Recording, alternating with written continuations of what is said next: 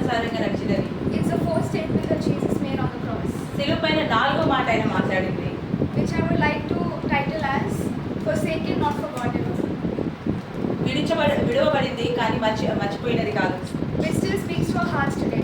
ఈ రోజున కూడా ఆ మాటలు మన హృదయాలతో మాట్లాడతాయి. Out of the 7 statements that Jesus made while hanging on the cross, ఆ శిలువ పైన ఉండగా దేవుడు మాట్లాడిన 7 మాటల్లో it's found both in Matthew 27 and 46 మత్తయి సువార్త 27, 47, and Mark 46 వచనము, 15, 34. అలాగే మార్కు 15, 34 వచనంలో కూడా ఉంది. So let me take you to the darkest hour in history, అయితే ఈ యొక్క గతంలో జరిగిన ఈ చీకటి కాలం నుండి నేను మీకు తీసుకెళ్లాలనుకుంటున్నాను. the moment when the Son of God ఏ క్షణంలో అయితే ఆ దేవకుమారుడు suspended between heaven and earth ఆ యొక్క పరలోకం నుండి విడిచివేయబడ్డాడు. cries out, ఆయన రోదిస్తూ, my God, why have you forsaken me? ఆయన రోదిస్తూ అంటున్నాడు, నా దేవా ఎందుకు నువ్వు నన్ను మరిచితివి, విడిచితివి. Let's talk real for a minute. అయితే ఈ క్షణంలో కొన్ని నిజాలు మనం మాట్లాడుతున్నాము. Faith doesn't always come like fireworks. Faith does not always come like fire. Faith. Okay, విశ్వాసము ఒక మెరుపు చుక్క వలె ఎప్పుడు రాదు. Sometimes faith looks like crying out in the dark. Crying out? In the dark. కొన్ని వారు ఈ విశ్వాసం ఎలా ఉంటుందని అంటే చీకట్లు మనం రోధించినట్టుగా ఉంటుంది. You pray and nothing happens. మీరు ఏడుస్తారు, మీరు ప్రార్థిస్తారు, కానీ ఏం జరగదు. You seek but you don't find. మీరు వెతుకుతారు కానీ మీకు దొరకదు. You knock but the door stays shut. మీరు తలుపు తడతారు కానీ మీ కొరకు ద్వారం తెరవబడదు. This is not just a historical moment. ఇది ఏదో గతంలో గడిచిన క్షణాలు కాదు. It's a hard cry that many of us have whispered. మనలో ప్రతి ఒక్కరు కూడా అనుభూతి చెందిన చాలా దారుణమైన బాధ ఇది. Maybe in hospital rooms. ఎన్నోసార్లు ఇది హాస్పిటల్ వైద్యశాలల్లో జరుగుతుంటాయి. When we get bad news. ఎప్పుడైతే మనం చెడు వార్త ఎవరి గురించి అయినా వింటుంటాము. When prayers go unanswered. ఎప్పుడైతే మన ప్రార్థనలు దేవుడు వినలేదు. When you feel like your prayers have bounced off the ceiling. ఎప్పుడైతే మీ ప్రార్థనలు మీ కప్పు మేరిపోయి వెళ్ళిపోయినాయి, మీ అంటే తలపై నుంచి వెళ్ళిపోయినాయి తప్ప అది వినలేదు అని అనిపిస్తాయో. The scripture says. కానీ వాక్యం సెలవిస్తుంది. Jesus cried out in a loud voice. యేసయ్య గట్టిగా రోదించాడు. This was a deep painful cry. ఆయన లోతు నుంచి వచ్చిన బాధ ఇది. Not just from his body alone. కేవలం ఆయన శరీరం నుంచి పలికిన మాట But కాదు, from his soul. కానీ ఆయన ఆత్మ నుండి వచ్చిన మాట. Now let me ask you something. ఇప్పుడు నేను మీకు ప్రశ్న అడగాలనుకుంటున్నాను. What do you do when heaven seems quiet? మీకు పరలోకం నిశ్శబ్దంగా అనిపించినప్పుడు మీరు ఏం చేస్తారు? Have you ever felt like God has gone far away from you? మీరు ఎప్పుడైనా అనుకున్నారా దేవుడు మీకు చాలా దూరంగా వెళ్ళిపోయాడని? If you've ever been there. మీరు ఎప్పుడైనా అలాంటి పరిస్థితిలో Or maybe you are there right now. లేదా ఇప్పుడు ఆ పరిస్థితిలో ఉన్నారేమో. Well, Jesus has given us a perfect example. కానీ మనకి యేసయ్య ఇక్కడ సరైన ఉదాహరణ ఇచ్చారు. You still keep calling unto him, my God. ఆయనని మీరు ఇప్పటికీ కూడా నా తండ్రి అని పిలవగలరు. As we see in Matthew 27:46. మత్తయి సువార్త 27, 47 వచనాలు మీరు చూస్తారు. My God. నా దేవా. He didn't say, oh God, or some God. ఆయన దేవా అని పిలవలేదు, నా దేవా అని పలికాడు. He said, my God. ఆయన నా దేవా అని పలికాడు. Even when Jesus didn't feel God's presence. యేసయ్య తన యొక్క తండ్రి యొక్క ఉపస్థితిని, ఆయన యొక్క ప్రస్తుతాన్ని, ప్రెజెన్స్ ని ఆయనతో పాటు అనుభూతి చెందని సమయంలో He held on to God's identity. ఆయన దేవుడిని మాత్రం పట్టుకొని ఉన్నాడు. That's real faith. అది నిజమైన విశ్వాసం అంటే. హల్లెలూయా. Faith is not always feeling something. విశ్వాసం అంటే ఏదో అనుభూతి చెందే భావము కాదు. It's choosing to believe when you don't. ఏదైతే మీకు కనిపించదో, విశ్వాసనీయంగా కనిపించదో అలాంటి దాన్ని నమ్మడమే విశ్వాసం అంటే. And who can understand this feeling better than Jesus? యేసయ్య కంటే ఎక్కువగా ఎవరు ఈ భావాన్ని అనుభూతి చెందగలరు? Because on the cross, ఎందుకంటే ఆ శిలువ పైన in that moment, ఆ సమయంలో he felt it too. ఆయన కూడా అది అనుభూతి చెందాడు. And he still called on to him. ఆయన కూడా ఆయన పరిస్థితుల్లో నా దేవా అని పలికాడు. You can feel forsaken and still trust God. మీరు విడిచబడినట్టుగా మీరు కూడా అనుకోవచ్చు కొన్ని పరిస్థితులలో, కానీ ఆయన కూడా మీరు దేవుని నమ్మి ఉండాలి. Psalm 31 says. కీర్తన 31వ అధ్యాయం. How long? 13:1. కీర్తన గ్రంథము 13వ అధ్యాయం 1వ వచనంలో దేవుడు వాక్యం సెలవిస్తుంది. How long, O Lord? ఎంత కాలం ఇక దేవా? Will you forget me forever? నన్ను నీవు పూర్తిగా మర్చిపోదేవా? Even King David wrestled with the same feeling. ఆ రాజు దావీదు కూడా ఇదే భావం నుండి కుట్టుమిట్లాడాడు. But at the end of the psalm he says. కానీ ఆ కీర్తన ముగింపులో ఆయన అన్నాడు, But I trust in your unfailing love. కానీ నీ యొక్క విడలేని ప్రేమని నేను ఎప్పటికీ నమ్ముతాను అని. Jesus models this for us. Jesus models this for us. That is a role model. యేసయ్య మనకు ఒక రోల్ మోడల్ గా నిలబడ్డాడు ఈ విషయంలో. He teaches us how to pray even when we are in pain. మనం బాధలో ఉన్నా కూడా ఎలా ప్రార్థించాలనేది ఆయన శిలువ పైన మనకి నేర్పించాడు. Let's take a closer look at this moment. ఈ సమయంలో ఈ యొక్క గడియాన్ని మనం ఒకవేళ దగ్గరగా చూస్తే, Jesus had been beaten. యేసయ్య ఆ రోజున ఎన్నో కొట్టబడ్డాడు. He had been mocked. ఆయన దూషించబడ్డాడు. Nailed to a cross. ఆయన శిలువ పైన సిలువేయబడ్డాడు. The physical pain was excruciating. ఆయన యొక్క ఆ భౌతిక శారీరక బాధ ఏదైతే ఆయన అనుభూతి చెందాడో But అది that- వర్ణించలేనిది. But that's not what made him cry out like this. కానీ ఆ యొక్క భౌతిక నొప్పి, ఆ శారీరక నొప్పి కాదు ఆయనని రోధించేలాగా చేసింది. This cry, why have you forsaken me, కానీ ఈ బాధ ఏదైతే ఆయన పడ్డాడో అది దేవుడు ఆయనను విడిచిపెట్టాడని. wasn't about physical pain. అది భౌతిక బాధ కాదు, It was about spiritual separation. ఆయన ఆత్మీయ బాధ. ఎందుకంటే ఆయన తండ్రి నుంచి వేరు చేయబడ్డాడు కనుక. Jesus, the Son of God, who had been in a perfect relationship with the Father, యేసే ఎవరు అన్నానంటే తన తండ్రితో దగ్గర సావాసం కలిగి ఉండి చక్కటి బంధంలో ఆయనతో ఉన్నవాడు. for the first time ever, కానీ తన ఈ జీవితం మొత్తంలో మొదటిసారిగా experiences what it's like to be away from God. ఆయన తండ్రితో, ఆయన దేవుడి నుండి దూరం చేయబడడం అనేది ఎలా ఉంటుంది అనేది అనుభూతి చెందాడు. Why? ఎందుకు? Because in that moment, ఎందుకంటే ఆ సమయంలో he became sin for us. ఆయన మన కొరకు పాపంగా మారాడు. 2 Corinthians 5:21 says, 2 కొరింథీయుల పత్రిక 5వ అధ్యాయము 21వ వచనంలో సెలవించబడుతుంది. he made him sin who had no sin to be sin for us, ఆయన ఎవరిలో అయితే ఏ పాపం లేదో ఆయనని పాపంగా మార్చాడు కేవలం మన కొరకు. so that in him we might become righteousness of God. ఆయన ద్వారా మనము ఆయన నీతిగా మార్చబడాలి అని.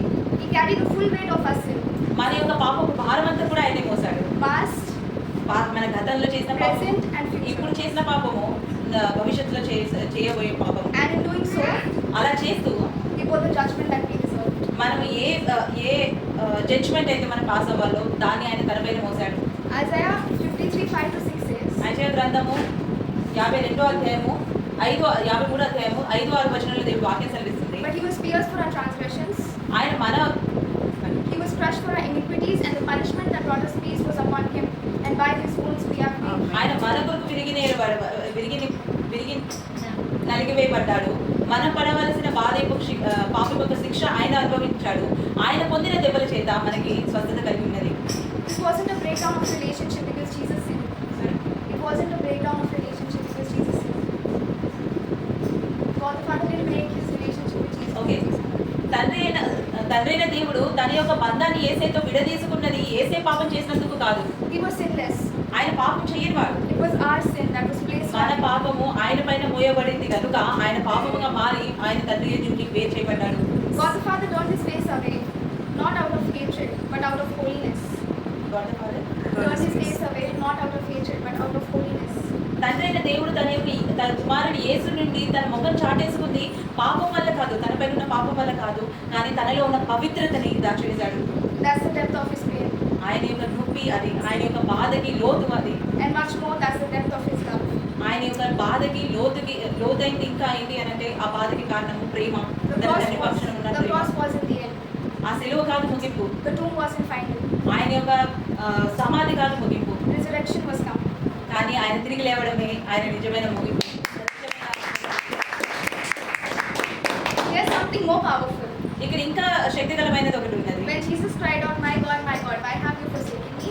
ఎప్పుడైతే యేసయ్య నా దేవా ఎందుకు నీవు నన్ను విడిచితివి అని రోధించాడో, He was quoting Psalm 22:1, ఆయన కీర్తన గ్రంథము 22వ అధ్యాయం 1వ వచనాన్ని చెప్తుంది. which says, my God, why have you forsaken me? Why are you so far from saving me? ఆయన అక్కడ వర్ణించినట్టుగా నా దేవా ఎందుకు నీవు నన్ను విడిచితివి, ఎందుకు నువ్వు నన్ను దూరంగా ఉండివి అని. So far from my cries of anguish. నా బాధ నుండి ఎంతో దూరముగా. This shows us something. ఇక్కడ మనం ఒకటి నేర్చుకోవచ్చు. Even in the darkest moment of his life, ఆయన యొక్క చీకటి సమయంలో కూడా Jesus leaned on scripture. యేసయ్య తన యొక్క వాక్యాన్ని He విడిచిపెట్టలేదు. wasn't just crying out of despair. ఆయన కేవలం బాధలు ఏడవలేదు అక్కడ. He was pointing back to prophecy. ఆయన తన యొక్క జీవితంలో జరగబోతున్న ప్రవక్త గురించి, ప్రకటన గురించి పలికాడు. The Psalm 22 was a prophetic psalm written by King David. ఈ కీర్తన 22 అనేది దావీదు రాజు ద్వారా లిఖించబడిన ఒక ముఖ్యమైన కీర్తన. And it was written hundreds of years before the crucifixion of Jesus. ఈ సిలువ వేయబడి ముందు యేసే మరణానికి 100 సంవత్సరాల క్రితం రాయబడిన మాట. But it still described the crucifixion of Jesus in detail. కానీ ఆ సమయంలో కూడా యేసయ్య మరణం ఎలా ఉండబోతుందో, ఆ సిలువ పైన మరణం ఎలా ఉండబోతుందో వర్ణించబడినది. So the verse goes on to say, they pierced my hands and my feet. వారు నా చేతులని నా కాళ్ళని సిలువేశారు. They divided my garments among them and cast lots of my clothes. నా దుస్తులని వేరు చేసి వాళ్ళు ఆటలాడారు. But the psalm doesn't end in pain. కానీ ఇక్కడ ఈ కీర్తన బాధలో ముగించదు. It ends in praise and victory. ఈ కీర్తన మీరు ముగింపు వరకు చదివితే ఇక్కడ ఆరాధనతో సంతోషముతో ముగిస్తుంది. The psalm further says, ఇక్కడ ఈ కీర్తన మీరు కొనసాగి చదివితే for he has not despaired of the affiliated. He has not hidden his face from him, but has listened to the heart of his, for the cry of his heart. ఆయన తన నుండి తన ముఖాన్ని చాటేసుకోలేదు, కానీ తన హృదయం ఒక రోదనని విన్నాడు. Even in agony, ఆ బాధలో కూడా Jesus was declaring hope. యేసయ్య తన యొక్క నిరీక్షణని ప్రకటిస్తున్నాడు. Even when he felt forsaken, ఆయన విడిచివేయబడ్డాడు అని భావించిన ఆ పరిస్థితిలో కూడా he held on to the word. తన వాక్యాన్ని పట్టుకొని ఉన్నాడు. This cry shows us two massive truths. ఇక్కడ ఈ వాక్యం రెండు విషయాలు మనకు నేర్పిస్తుంది. One, the seriousness of sin. ఒకటి, పాపం యొక్క సీరియస్నెస్ ఎంత దారుణంగా ఉంటుంది. We all know that sin is not just a mistake. చూడండి, మనకు అందరికీ తెలుసు కూడా పాపం అని అంటే కేవలం ఏదో జరిగిపోయిన మిస్టేక్ కాదు. It separates us from the holy God. అది మనని పవిత్రమైన దేవుడి నుండి వేరు చేస్తుంది. That separation was so serious ఆ యొక్క వేరు చేయడం ఎంత సీరియస్ గా ఉండేదంటే that Jesus had to die to fix it. యేసయ్య తన మరణం ద్వారా దాన్ని మళ్ళీ తిరిగి సరిచేయాల్సి వచ్చింది. And second, the power of God's love. రెండోది ఏంటి అని అంటే దేవుడి ప్రేమ యొక్క శక్తి. Jesus willingly endured separation. యేసయ్య చాలా మనస్ఫూర్తిగా దేవుడితో ఆ వేరు చేయబడ్డాన్ని స్వీకరించాడు. So you and I would never have. అది ఎప్పటికీ కూడా దానివల్ల ఎప్పటికీ కూడా మనం వేరు చేయబడము. Romans 8:32 says, రోమేలు పత్రిక 8వ అధ్యాయం 32వ వచనంలో దేవుడు వాక్యం సెలవిస్తుంది. He who did not spare his own son, ఎవరైతే తన సొంత కుమారుడిని విడిచిపెట్టలేదు, but gave him up for us all, మన కొరకు తనని అర్పించాడు, how will he not also along with him graciously give us all things? ఆయనతో పాటు మనకి ఎందుకు ఆయన మనకి అవసరమైన అన్ని కూడా తీర్చాడు. John 3:16 says, యోహాను 3వ అధ్యాయం 16వ వచనంలో దేవుడు వాక్యం God సెలవిస్తుంది. so loved the world that he gave his only begotten son. దేవుడు తన లోకాన్ని ఎంతగా ప్రేమించాడంటే తన యొక్క ఏకైక కుమారుడిని వారి కొరకు బలిగా ఇచ్చాను. Jesus was not just crucified by men, యేసే కేవలం మనుషుల ద్వారా అక్కడ సిలువైపడలేదు, he was forsaken for us. ఆయన మన కొరకు వేరు చేయబడ్డాడు. That moment of abandonment secured our adoption. That moment of abandonment secured our adoption. Because of that separation, we are one with Christ. That silence brought us salvation. ఆ వేరు చేయబడడం వల్లనే మనని దేవుడు దత్తత తీసుకునేలాగైంది. Let's be clear. Next sentence The silence brought us salvation. ఆ యొక్క నిశ్శబ్దమే మనకి రక్షణ తీసుకొచ్చింది. Let's be clear. ఒక విషయం ఇక్కడ స్పష్టం చేసుకుందాం. Jesus was temporarily forsaken, యేసయ్య కొన్ని క్షణాల వరకు మాత్రమే వేరు so చేయబడ్డాడు. we could be eternally ఆ forgiven. కొన్ని క్షణాల వల్ల మన నిత్య జీవితము దేవుడితో గడవబోతున్నాము. He went through spiritual isolation ఆయన ఆత్మీయంగా వేరు చేయబడ్డాడు. so that we could have permanent access to the Father. ఆయన ఒంటరితనం వల్ల మనకి నిత్యము దేవుడితో సహవాసం కలిగింది. హల్లెలూయా. Hebrews 10:19-20 says, హెబ్రీయుల పత్రిక 10:19. 10వ అధ్యాయము 19-20 వచనంలో దేవుడు వాక్యం సెలవిస్తుంది. We have confidence to enter the most holy place by the blood of Jesus. యేసయ్య కాచిన రక్తం వల్ల మనకి దేవుడు యొక్క అతి పవిత్రమైన స్థలంలో అడిగేయడానికి అర్హత దొరికినది. Now because of that, we can walk into God's presence anytime in any place. ఆమేన్. ఆయన చేసిన ఆ కార్యం వల్ల ఏ సమయంలో అయినా సరే ఎప్పుడైనా సరే మన దేవుడి యొక్క అతి పవిత్రమైన స్థలంలో దేవుడి సన్నిధికి మనం చేరుకోవచ్చు. Because of what Jesus did when he felt the most alone. ఆయన ఒంటరిగా పోరాడిన ఆ పోరాటం వల్ల. Let's not forget this cry wasn't the end. ఒక విషయం మనం మర్చిపోవద్దు, ఈ రోదన అనేది ముగింపు కాదు. It might have looked like defeat, అది మనకి ఓటమిగా కనిపించిందేమో, but it was a part of the plan of victory. కానీ దేవుడు విజయాని కోసం వేసిన ప్రణాళికలో అదొక భాగము. Jesus didn't stay forsaken. యేసయ్య నేను వేరు చేయబడ్డాను అని అనలేదు, విడిచివేయబడ్డాను అనలేదు. The grave didn't hold him. The grave didn't hold him. ఆయన యొక్క సమాధి ఆయనని పట్టుకొని ఉండలేదు. That did not win. That did not win. Okay, మరణం ఆయన పైన గెలవలేదు. Sunday is coming. ఆదివారం రాబోతుంది. So what does that mean for us? అయితే ఈ ఆదివారం వస్తుందంటే దాని అర్థం ఏంటి? యేసయ్య తిరిగి లేవబోతున్నాడు. If you feel like God is far, ఒకవేళ మీరు దేవుడు దూరంగా ఉన్నారని, you are walking through silence, ఒకవేళ మీరు ఆ నిశ్శబ్దమైన బాధలో నడుస్తున్నారంటే, suffering or confusion, లేదా ఆ యొక్క రోదనలో ఆ యొక్క కన్ఫ్యూజన్ లో మీరు ఉన్నారంటే you are not alone. మీరు ఒంటరిగా లేరు. Jesus has been there. యేసయ్య మీతో ఉన్నాడు. ఆయన ఆ పరిస్థితి నుండి వెళ్ళాడు. Hallelujah. Hebrews 13:5 says, ఆ? Hebrews 13:5 says, హెబ్రీయుల పత్రిక 13వ అధ్యాయం 5వ వచనం సెలవిస్తుంది. never will I leave you, nor will I forsake you. ఎప్పటికీ నేను నిన్ను విడవను, ఎప్పటికీ నేను ఎడబాయను. And Romans 8:38-39 says, రోమేలు పత్రిక 8వ అధ్యాయం 38-39వ వచనంలో సెలవిస్తుంది. nothing will be able to separate us from the love of God. దేవుడు ప్రేమ నుండి మనని ఏది కూడా వేరు చేయలేదు. So when you're suffering alone, కాబట్టి ఎప్పుడైతే మీరు ఒంటరిగా రోధిస్తున్నారు, you need to know. మీరు ఒకటి తెలుసుకోవాలి, He knows the silence. ఆయన ఆ నిశ్శబ్దాన్ని He knows the తెలుసుకున్నవాడు, sorrow. ఆయన మీ బాధను తెలుసుకున్నవాడు, And He promises, ఆయన వాగ్దానం you are not చేసి forgotten. మీరు మర్చివేయబడ్డ వారు కాదు, మీరు మరవబడ్డవారు కాదు. Hallelujah. Hallelujah. So let's land with a Let's land the plane with this thought. సరే Let's land with this thought. Conclusion. అయితే ఈ మాటతో ఇది ముగించుకుందాము. Jesus cried out, my God, why have you forsaken me? యేసు ఎలా అయితే రోదించాడు, నా దేవా ఎందుకు నువ్వు నన్ను విడిచితివి అని. Not because God abandoned him out of hate, ఆయనని ద్వేషంతో దేవుడు తనని వేరు చేశాడు అని కాదు, విడిచివేశాడు అని కాదు, but because he was carrying your sin and mine. కానీ ఆయన మీ పాపాన్ని మా పాపాన్ని మోస్తున్నాడు కనుక He took our place. ఆయన మన స్థానాన్ని పొందాడు అక్కడ. He was forsaken so we could be forgiven. ఆయన అక్కడ విడిచివేయబడ్డానికి కారణము మనం ఆయన ద్వారా ఆయన దేవుడితో మళ్ళీ ఏకం అవ్వాలని. He was rejected so we could be accepted. ఆయన రిజెక్ట్ చేయబడ్డానికి కారణము మనం ఆయన ద్వారా అంగీకరించబడాలని. He was forsaken for a moment ఆయన కొన్ని క్షణాల కొరకు విడిచివేయబడ్డాడు so that you could be accepted forever. తద్వారా మీరు నిత్యం ఆయన కొరకు ఆయన తండ్రితో ఏకమై ఉండాలి. That cry from the cross was not a cry of defeat. ఆయన సిలువపై నుంచి ఆయన రోదించిన రోదన ఓటమిది కాదు. It was the sound of love echoing through history. ఆయన ప్రేమ ఆయన నిత్యము నిరంతరము వెళ్ళ చెప్పే విధానము. So let's circle back to the cross. Let's go back to the cross. మరొకసారి సిలువ వైపు వెళ్దామా? If you are in a seasons of silence, ఒకవేళ మీరు అనిశ్శబ్దమైన పరిస్థితులలో ఉన్నారంటే keep holding on to Jesus.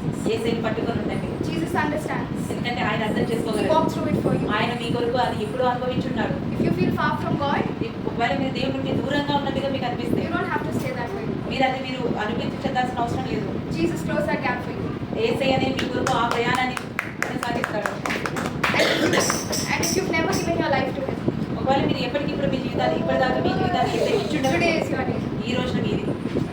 If you felt spiritually dry, ఒకవేళ మీరు ఆత్మీయంగా ఎండిపోయినట్టుగా మీకు అనిపిస్తాయి, trust Him again. మరొకసారి ఆయన నమ్మండి. If you've been angry with God, ఒకవేళ మీరు దేవుడి పైన కోపమై ఉంటే talk to Him anyway. ఆయనతో ఎలా అయినా మాట్లాడండి. If you walked away, ఒకవేళ మీరు ఆయనని వదిలి వెళ్ళుంటే today is the day you come home. ఈ రోజున మీరు మళ్ళీ తిరిగి ఆయన ఇంటికి రావచ్చు. He was silent for a season, ఆయన ఒక కాలం కొరకు ఆయన నిశ్శబ్దంగా ఉండే, so you could hear His voice for eternity. తద్వారా మీ యొక్క స్వరాన్ని నిత్యం ఆయన వినగలడు. And I would like to conclude with this. ఈ మాటతో నేను దీన్ని ముగించాలనుకుంటున్నాను. Jesus experienced distance from God, యేసయ్య దేవుడి నుండి ఆ యొక్క డిస్టెన్స్ ని అనుభూతి చెందాడు. so you could experience closeness with God forever. ఆ కార్యం ద్వారా మీరు దేవుడితో దగ్గరదనాన్ని అనుభూతి చెందాలి అని. Amen. Thank you.